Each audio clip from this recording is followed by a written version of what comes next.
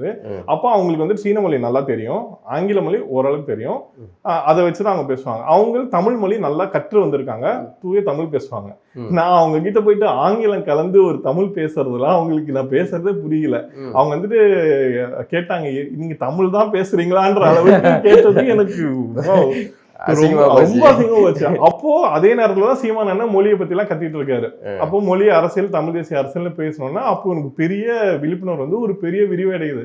ஓ, நம்ம அரசியல் பார்வையே இதுதான் அப்படின்னு விரிவடையும் போதுதான் வந்துட்டு தாயகத்துக்கு வந்து இது நாம் தமிழ் தேசிய அரசியல நானும் தொடர்றேன். நீங்க இப்போ ஒரு தகவல் தொழில்நுட்ப துறைக்கு போறீங்க, ஒரு நமக்கு நல்ல ஒரு வேலை வாய்ப்புகள், பணம் சம்பாதிக்கிறதுன்ட்டு இந்த அரசியலுக்குள்ள இந்த மொழி சார்ந்த அரசியல் இதுக்குள்ள வரணுங்கிற எண்ணம். அதுதான் ஒரு குற்ற உணர்ச்சியும் ஒரு நியாயம்னு ஒண்ணு தோணுதுல. இந்த மண்ணு தான் எங்களுக்கு எல்லாமே கொடுத்தது, ஆனா இந்த மண்ணின் அரசியல் வந்துட்டு வேறு வடிவமா கட்டமைச்சிருக்கு.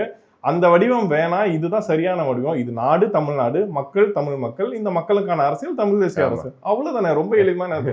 அப்போ வேற ஒண்ணு கட்டமைச்சிருக்காங்கல்ல, அப்போ எனக்கு ஒரு புரிதல் வருது. இவ்வளவு நாள் இந்த திராவிடத்தை போய் நம்ம ஆதரிச்சிட்டோமே அப்படின்னு ஒரு குற்ற உணர்வு. இப்போ புரிதலும் தேவை தமிழ் தேசிய தேவை. அப்போ உங்களுக்கு ஒரு கணமும் அச்சம் வரலையா? நம்ம ஒரு கன்னடர், ஆனா இங்க வந்து தமிழ் தேசிய அரசியல்ங்கிற ஒண்ணு வந்துச்சுன்னா நம்ம அந்நியப்பட்டு போயிடும் அப்படிங்கிற ஒரு எண்ணம் உங்களுக்கு உறுதியா வராதுங்க?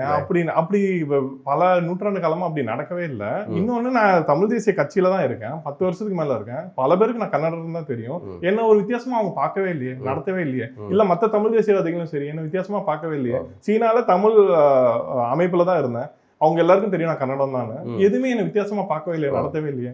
இவன் இந்த இதுக்கு அரசியல் களத்துல இல்ல இந்த புரிதலோட பயணிக்காரு, பங்களிப்பு செய்யறாங்க, அவ்வளவுதானே. எனக்கு நான் என்னை எப்படி அந்நியப்படுத்த முடியும்? இப்படிதான் இந்த பல பேர் அந்த பேட்டியெல்லாம் கூட பார்த்தேன். ஒரு சில இளைஞர்கள்லாம் வந்துட்டு இங்க வந்துட்டு தமிழர்னு சொல்லிட்டா மத்தவங்களை அடிச்சு துரத்துற மாதிரி நிலைமை வரும். அதே மாதிரி தமிழரை மற்ற நாட்டுகள்ல இருந்து அடிச்சு துரத்துறாங்க. இதெல்லாம் ரொம்ப தவறான புரிதலுங்க. இப்ப அந்த நாட்டுல போறாங்கன்னா ஒரு விசா எடுத்து போறாங்க, ஒரு பதிவு பண்ணி போறாங்க.